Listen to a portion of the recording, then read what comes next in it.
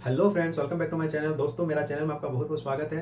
दोस्तों, जो भी मैकेनिकल इंजीनियरिंग डिप्लोमा के स्टूडेंट हैं जो कि कम्पिटिटिव एग्ज़ाम की तैयारी कर रहे हैं, चाहे वो सेंट्रल गवर्नमेंट की हो या पीएसयू हो, तो उन सभी के लिए मैं एक नया सीरीज स्टार्ट करने जा रहा हूँ, मैकेनिकल ऑब्जेक्टिव क्वेश्चन।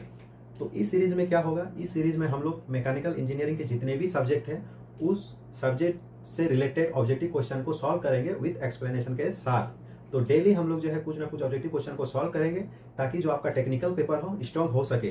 तो डेली मेरे साथ जुड़िए और मेरे वीडियो को जरूर देखें। तो बिना देरी किए हुए इस क्लास को स्टार्ट करते हैं। तो चलिए, टॉपिक क्या है, मैकेनिकल ऑब्जेक्टिव क्वेश्चन। सबसे पहले हम लोग थर्मोडायनेमिक को देखेंगे, थर्मोडायनेमिक क्लास 1। ठीक है, तो क्वेश्चन नंबर 1 क्या बोल रहा है, a cycle consist of 1 constant pressure, 1 constant volume and 2 isentropic process is known as. Option number A Carnot cycle, option number B Stirling cycle, option number C Otto cycle, option number D diesel cycle.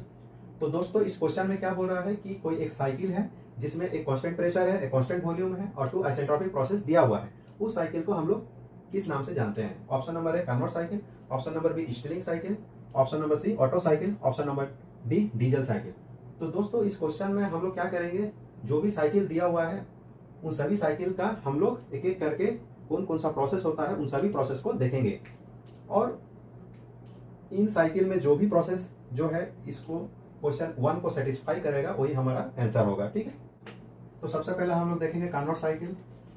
ठीक है, Carnot cycle, Carnot cycle जो होता है दोस्तों, ये आपका क्या होता है, इमेजिनरी साइकिल।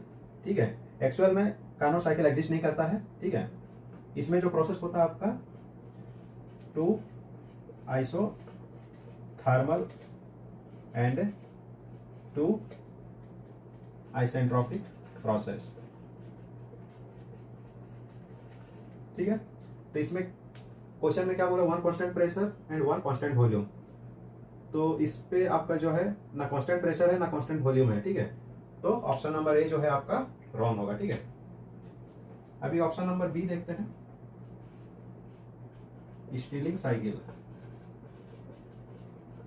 स्टिरलिंग साइकिल में क्या होता है दोस्तों, 2 आइसोथर्मल एंड 2 आइसोकोरिक, और इसको हम लोग क्या बोलते हैं, कांस्टेंट वॉल्यूम।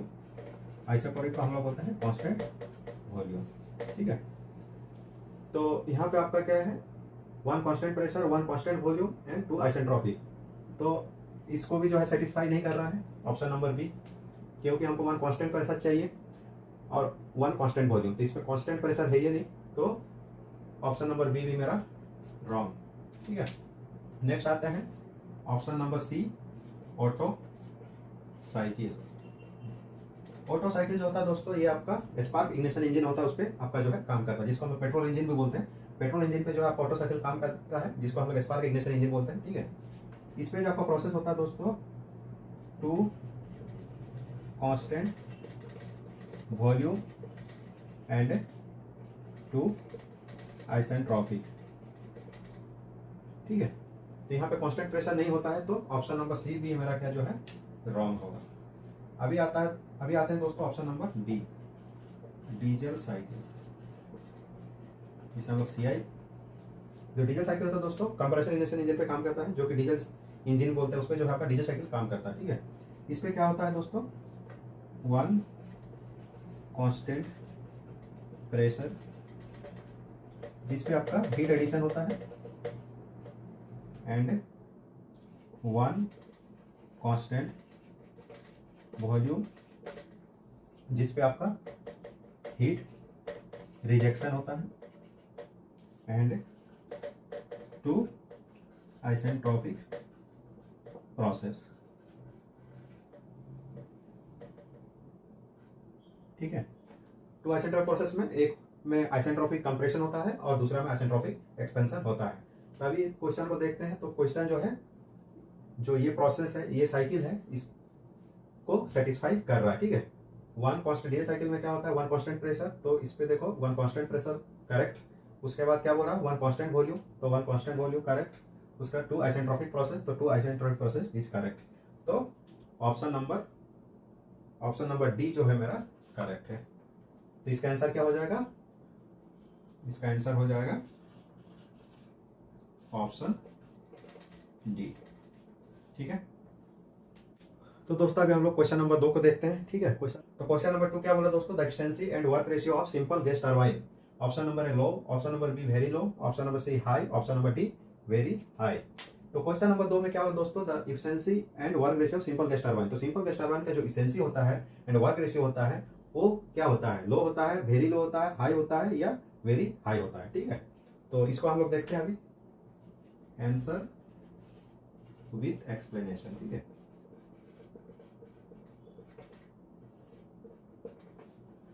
तो दोस्तों सबसे पहले हम लोग जो सिंपल गैस टरबाइन होता है उसको देख लेते हैं कि ये किस साइकिल पे काम करता है और इसमें कौन कौन सा जो है कंपोनेंट होता है। तो सिंपल गैस टरबाइन का पहले हम लोग इसका कंपोनेंट देख लेते हैं। ठीक है, तो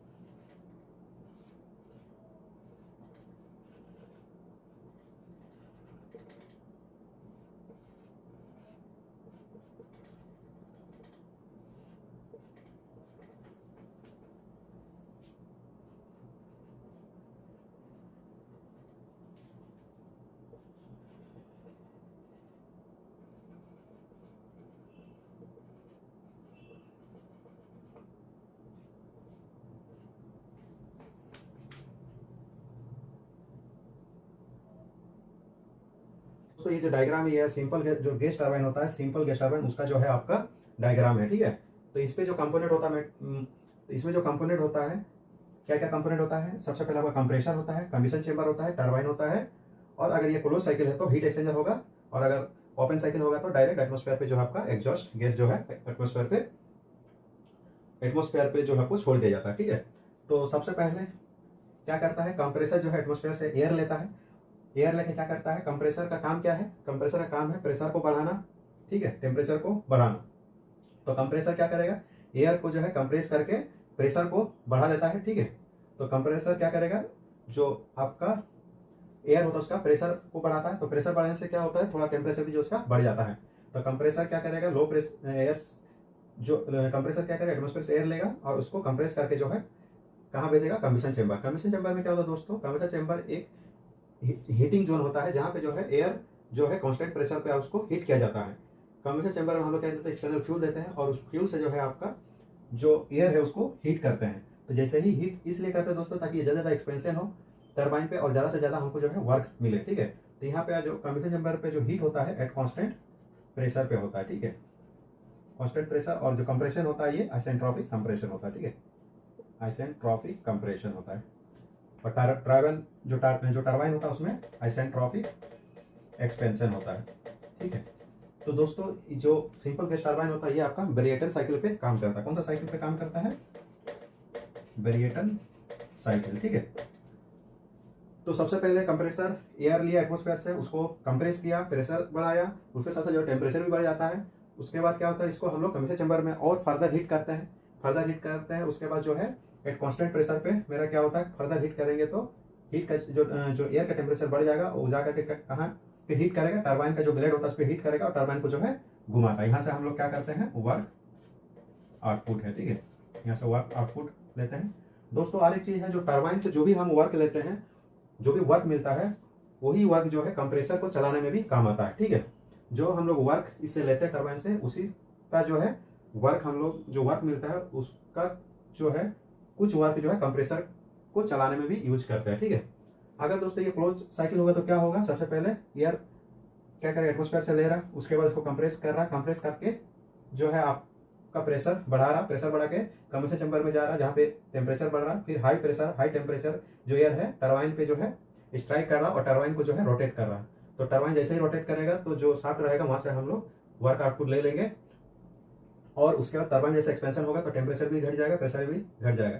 तो अगर ओपन साइकिल तो डायरेक्ट एटमोस्फेयर पे हम उसको एग्जॉस्ट कर देंगे, और नहीं तो अगर हीट एक्सचेंजर लगा रहेगा तो फिर फर्दर इसको जो है जो भी टेम्परेचर रहेगा जो रहेगा कांस्टेंट प्रेशर पे, उसको फिर से जो है हम कूलिंग करेंगे, कूलिंग करके जो टेम्परेचर फिर रिड्यूस करेंगे, फिर हम कंप्रेसर में उसको यूज करके फिर जो ये साइकिल आपका कंटिन्यूस चलते रहेगा। ठीक है, तो कंप्रेसर और टरबाइन में आपका जो होता है असेंट्रोपिक प्रोसेस होता है, और जो कम्बशन चेंबर और हीट एक्सचेंजर होता है उस पर आपका जो है क्लोज साइकिल काम करता है। ये कौन सा साइकिल पे काम करता है? ब्रेटन साइकिल पे काम करता है। ठीक है, इतना समझ गए। अभी हम लोग देखते हैं वर्क रेशियो को देखेंगे और एफिशिएंसी। ठीक है, वर्क रेशियो क्या होता है दोस्तों? वर्क रेशियो होता है आपका net work output divided by turbine work. ठीक है, तो वर्क रेशियो क्या होता है? Net work output and turbine work, कितना हमको नेट वर्क आउटपुट मिल रहा है, ठीक है, और जो टरबाइन पे वर्क हो रहा है। ठीक है, ये होता है आपका वर्क रेशियो। अभी देखो दोस्तों, इसको ध्यान से समझने का कोशिश करो। ठीक है, सिंपल गैस टरबाइन में क्या होता है दोस्तों? जो भी हमको वर्क मिलता है, मैक्सिमम वर्क जो है कंप्रेसर को चलाने में यूटिलाइज होता है, तो हम मेरा जो नेट वर्क आउटपुट होता है काफी स्मॉल होता है। ठीक है, तो सिंपल गैस टरबाइन में क्या होता है? अगर मैक्सिमम जो है वर्क, जो टरबाइन का वर्क रहता है, वर्क आउटपुट रहता है, उसका जो है मैक्सिमम जो है मेरा कंप्रेसर को चलाने में यूज हो जाता है, और जो मेरा आउटपुट में मिलता है बहुत ही कम जो है मेरे को नेट वर्क आउटपुट मिलता है। तो वर्क रेशियो, तो नेट आउटपुट क्या, वर्क आउटपुट स्मॉल होगा तो वर्क रेशियो भी मेरा क्या होगा? स्मॉल हो जाएगा। तो work ratio simple gas turbine में आपका लो। ठीक है, तो ये ऑप्शन में क्या है दोस्तों कि ऑप्शन में क्या दिया? लो दिया है। अगर मान लीजिए सिर्फ लो एंड हाई देता तो ऑप्शन सिर्फ हम लो मानते हैं, इसमें वेरी लो दिया है तो हम लोग क्या क्या करेंगे कि वेरी लो को फॉलो करेंगे। वेरी, जो मेरा आंसर होगा वेरी लो होगा। अगर मान लीजिए वेरी लो नहीं रहेगा तो सिर्फ लो, हाई और नॉन ऑफ दीज ऐसे रहेगा तो सिर्फ लो का हम ठीक करेंगे। इसमें क्या दिया? वेरी लो, तो हम वेरी लो की तरफ जाएंगे। तो वर्क रेशियो क्या हो जाएगा मेरा? Very low. अभी हम लोग इफिशिएंसी को देखते हैं। ठीक है, इफिशिएंसी जानते हैं दोस्तों? Output by input. आउटपुट किसमें मेरा मिल रहा है? टरबाइन में। इनपुट किसमें दे रहे हैं? कंप्रेसर में। तो ठीक है, जो आउटपुट जो मिल रहा है मेरा किसमें? टरबाइन मिल रहा है। जो इनपुट दे रहे हैं हम लोग कंप्रेसर में दे रहे हैं। आउटपुट अगर देखा जाए तो सिंपल गैस टरबाइन में क्या हो रहा है कि जो नेट आउटपुट है काफ़ी कम मिल रहा है, तो ये मेरा क्या हो रहा है? स्मॉल मिल रहा है, और इनपुट हमको ज़्यादा देना पड़ रहा है, मोर। इनपुट मोर देना पड़ रहा है और आउटपुट स्मॉल, तो इफिशिएंसी क्या हो जाएगा? ये भी लो हो जाएगा। इफिशिएंसी लो, क्योंकि इसमें आंसर वेरी लो दिया है, तो मेरा फाइनल आंसर जो हो जाएगा वेरी लो। तो सिंपल गैस टरबाइन में जो है आपका वर्क रेशियो और इफिशिएंसी जो होता है वेरी लो होता है। तो option number B is correct. ठीक है, तो आंसर हो जाएगा ऑप्शन बी, वेरी लो। तो दोस्तों, अगर हमको हाई इफिशिएंसी चाहिए, हाई वर्क रेशियो चाहिए, तो इसके लिए क्या करना पड़ेगा? स्पेशल जो है आपको प्रोसेस करना पड़ेगा। ठीक है, वो स्पेशल प्रोसेस क्या है? स्पेशल प्रोसेस है आपका रीजेनरेशन, इंटरकूलिंग एंड, रीजेनरेशन हो गया, इंटरकूलिंग हो गया, रीहीटिंग हो गया। ठीक है, तो इसको अभी हम लोग नहीं देखेंगे। जब नेक्स्ट क्वेश्चन अगर आता है टरबाइन का रीजेनरेशन, इंटरकूलिंग एंड रीहीटिंग से रिलेटेड, तब हम इस जो है उस क्वेश्चन को देखेंगे। ठीक है, तो इसका आंसर हो जाएगा आपका the efficiency and work ratio simple gas turbine, option number B, very low. तो आई होप दोस्तों क्वेश्चन नंबर 2 भी आप लोगों को समझ में आ गया होगा। क्वेश्चन नंबर 3 में क्या बोला दोस्तों? The amount of heat required to raise the temperature of the unit mass of a gas through 1 degree at constant volume is called. Option number है specific heat at constant volume. Option number B specific heat at constant pressure. Option number C kilo joule. Option number D none of this. तो दोस्तों, इस question में क्या बोल रहा है? तो दोस्तों, इस क्वेश्चन में क्या बोल रहा है कि इस क्वेश्चन में बोल रहा है कि अमाउंट ऑफ हीट रिक्वायर्ड, मतलब कितनी अमाउंट ऑफ हीट रिक्वायर्ड की जरूरत है raise the temperature of unit mass. अगर कोई यूनिट मास ऑफ गैस है तो उसके लिए कितने अमाउंट ऑफ हीट रिक्वायर्ड की जरूरत है 1 डिग्री टेम्परेचर बढ़ाने के लिए। यूनिट मास ऑफ गैस है, उसके लिए कितना अमाउंट ऑफ हीट रिक्वायर्ड चाहिए हमको 1 डिग्री बढ़ाने के लिए एट कांस्टेंट वॉल्यूम। इस डिफिनेशन को हम लोग क्या बोलते हैं? ऑप्शन नंबर है specific heat at constant volume. Option number B specific heat at constant pressure. Option number C kilo joule. Option number D none of this. तो सबसे पहले दोस्तों हम लोग स्पेसिफिक हीट क्या होता है उसको हम लोग देखते हैं। ठीक है, स्पेसिफिक हीट, तो इसका डिफिनेशन होता है amount of heat required to raise the temperature of unit mass of substance by 1 degree is called a specific heat। ठीक है दोस्तों, स्पेसिफिक हीट का डिफिनेशन क्या बोला? Amount of heat required to raise the temperature of unit mass of substance by 1 degree. अगर मेरा कोई unit mass of substance है, उसको कितना अमाउंट ऑफ हीट रिक्वायर्ड चाहिए 1 डिग्री बढ़ाने के लिए, उसी को हम लोग स्पेसिफिक हीट बोलते हैं। अगर ये कांस्टेंट वॉल्यूम पे है तो ये हो जाएगा specific heat at constant volume. Specific heat at constant volume. अगर एट कांस्टेंट प्रेशर पे है तो यह हो जाएगा specific heat at constant pressure. तो इसमें क्या बोल रहा है दोस्तों? एट कांस्टेंट वॉल्यूम बोल रहा है, मतलब ये जो आपका डिफिनेशन है स्पेसिफिक हीट का है, और इस पे बोल रहा है कांस्टेंट वॉल्यूम पे बोल रहा है, तो इसका सही आंसर हो जाएगा specific heat at constant volume. ठीक है, इसका सही आंसर हो जाएगा आपका specific heat at constant volume. अगर कांस्टेंट प्रेशर पे बोलता तो इसका आंसर हो जाता specific heat at constant volume. तो ये जो है मेरा करेक्ट है। सी क्या है? किलो। किलो जो जानते हैं एनर्जी का यूनिट है दोस्तों, तो ये तो होगा ना डी नॉन ऑफ दिस, तो इसका सही आंसर हो जाएगा आपका option number A. Option A correct. ठीक है, तो दोस्तों आप लोग क्वेश्चन नंबर 3 को समझ लिए होंगे। अभी हम लोग क्वेश्चन नंबर 4 को देखते हैं। क्वेश्चन नंबर 4 में क्या बोल रहा है दोस्तों? An adiabatic process is one which, option number A no heat enter all leave the gas. Option number B the temperature of gas changes.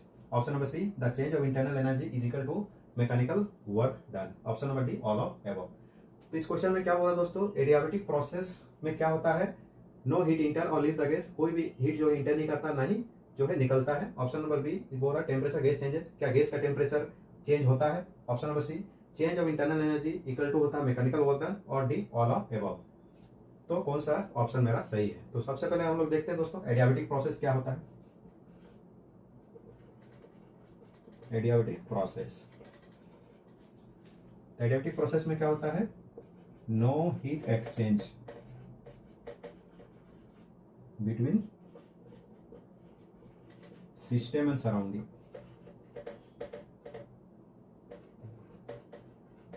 ठीक है, तो एडियाबेटिक प्रोसेस में क्या होता है कि कोई भी जो है मेरा हीट का एक्सचेंज नहीं होता है, ना ही हीट इंटर करेगा, ना ही हीट जो है बाहर जाएगा सिस्टम एंड सराउंडिंग के बीच में। तो ऑप्शन नंबर ए जो है मेरा क्या है? सही है। ठीक है, ऑप्शन नंबर ए क्या बोल रहा है? No heat enter or leave the gas. तो डिफिनेशन के हिसाब से option number A correct. No heat enter or leaves the gas. ठीक है, ऑप्शन नंबर ए करेक्ट है। ऑप्शन नंबर बी क्या बोल रहा है? The temperature gas changes, the temperature of gas changes. तो एडियाबेटिक प्रोसेस में हम लोग क्या देख रहे हैं कि कोई हीट इंटर कर रहा, नहीं कोई ना। तो एडियाबेटिक प्रोसेस में हम लोग क्या देख रहे हैं कि no heat enter or leave the gas. तो फिर हमारा टेम्परेचर कैसे चेंज होगा? अगर हीट ही मेरा नहीं जा रहा, हीट ना इंटर कर रहा ना लीव्स कर रहा, तो फिर टेम्परेचर कैसे बढ़ेगा? टेम्परेचर जरूर चेंज करेगा। कैसे करेगा दोस्तों? जो गैस के द्वारा जो है वर्क डन होगा, ठीक है, वर्क डन बाय गैस और ऑन द गैस। तो जैसे ही वर्क डन होगा गैस के द्वारा या गैस पे वर्क डन होगा, उस पे क्या होगा? टेम्परेचर जो है मेरा चेंज करेगा, टेम्परेचर चेंजेस। ठीक है, एग्जांपल के लिए एडियाबेटिक कंप्रेशन, जिसमें टेम्परेचर क्या होता है? बढ़ता है, rising, temperature rising, adiabatic compression. और एडियाबेटिक एक्सपेंशन। ठीक है, टेम्परेचर रिड्यूस्ड। तो टेम्परेचर भी क्या हो रहा है मेरा? चेंज कर रहा है। ठीक है, तो ऑप्शन नंबर बी करेक्ट है। ठीक है, अभी ऑप्शन नंबर सी देखते हैं दोस्तों, क्या बोल रहा है, change of internal energy is equal to mechanical work done or not. ठीक है, तो फर्स्ट लॉ ऑफ थर्मोडायनेमिक क्या बोलता है, फर्स्ट लॉ ऑफ थर्मोडायनेमिक क्या बोल रहा है, Q equal to delta U plus work done. ये हम लोग जानते हैं फर्स्ट लॉ ऑफ थर्मोडायनेमिक। अभी एडियाबेटिक प्रोसेस में क्या बोल रहा है, Q equal to zero, Q मेरा जीरो हो जाएगा, डेल्टा U प्लस W, तो delta U equal to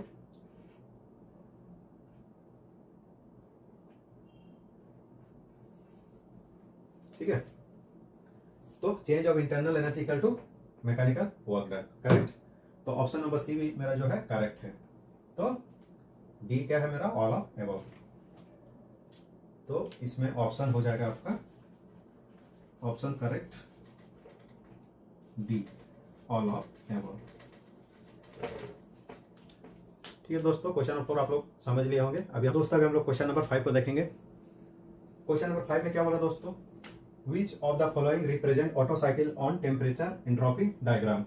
option number ए दिया हुआ है, बी दिया हुआ है, सी दिया हुआ है और ऑप्शन डी दिया हुआ है। ठीक है, सभी ऑप्शन में कौन सा आपका auto cycle temperature entropy diagram को शो कर रहा है। ठीक है, तो सबसे पहले हम लोग क्या करेंगे, ऑटो साइकिल का PV and TS diagram draw करेंगे। ठीक है, उसके बाद हम लोग कंपेरिजन करेंगे, जो सही होगा वो ही आपका आंसर होगा। ठीक है, तो सबसे पहले हम लोग ऑटो साइकिल देखते हैं। ठीक है, ऑटो साइकिल जो कि एसआई इंजन पे काम करता है। ठीक है, स्पार्क इग्निशन इंजन पे काम करता है।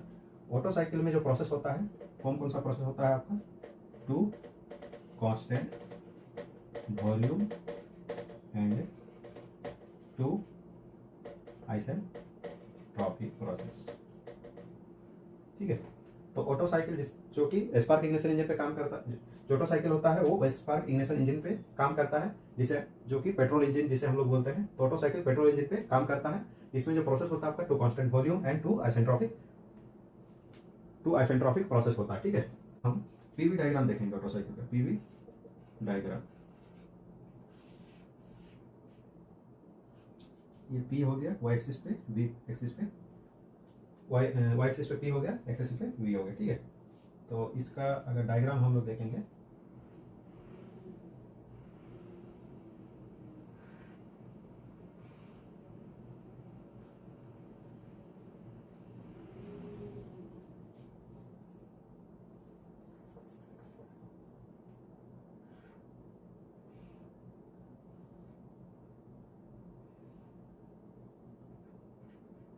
One two three four. ठीक है, तो 1 to 2 आपका क्या होता है दोस्तों, आइसेंट्रोपिक कंप्रेशन। ठीक है, 2 to 3 constant volume heat addition. उसके बाद 3 to 4 आइसेंट्रोपिक एक्सपेंशन। ठीक है, और 4 to 1 constant volume heat rejection. ये 4 प्रोसेस होता है। 1 से 2 मेरा आइसेंट्रोपिक कंप्रेशन, 2 से 3 कांस्टेंट वॉल्यूम हीट एडिशन और 3 to 4 जो होता है मेरा आइसेंट्रोपिक एक्सपेंशन, जहां पे हमको वर्क डन मिलता है, और 4 to 1 constant volume heat rejection. तो ये हो गया पीवी डायग्राम। अभी इसका टीएस डायग्राम ड्रॉ करते हैं। तो टीएस डायग्राम, तो इसका टीएस डायग्राम हो जाएगा,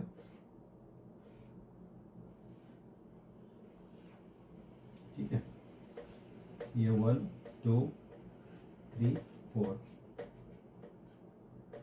वाई एक्सिस पे मेरा जाएगा एंट्रोपी और वाई एक्सिस पे टेम्परेचर। ठीक है, 1 से 2 जो होता है आइसेंट्रोपिक कंप्रेशन, 2 to 3 जो होता है कांस्टेंट वॉल्यूम हीट एडिशन। यहाँ पे आपका हीट एडिशन होगा, यहाँ पे हीट रिजेक्शन होगा। ठीक है, यहाँ पे वर्क इनपुट देंगे, 3 to 4 में हमको वर्क आउटपुट मिलेगा।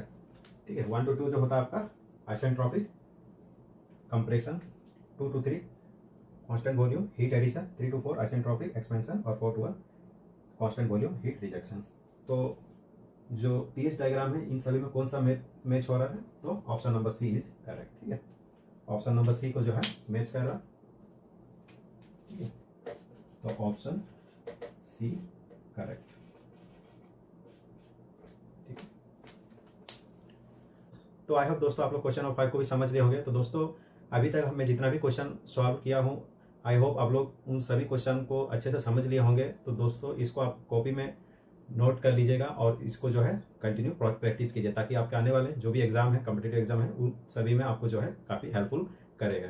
तो दोस्तों आज का क्लास में इतना ही। अगर मेरा क्लास आपको अच्छा लगे तो इसे ज़्यादा से ज़्यादा शेयर कीजिए, इस वीडियो को ज़्यादा से ज़्यादा शेयर कीजिए, मेरे चैनल को सब्सक्राइब कीजिए। अगर मुझे आप फेसबुक में देख रहे हैं तो मेरे फेसबुक पेज को जरूर फॉलो कीजिए। अगर मेरे को इंस्टाग्राम में देख रहे हैं तो मेरा इंस्टाग्राम पेज को जो है जरूर फॉलो कीजिए।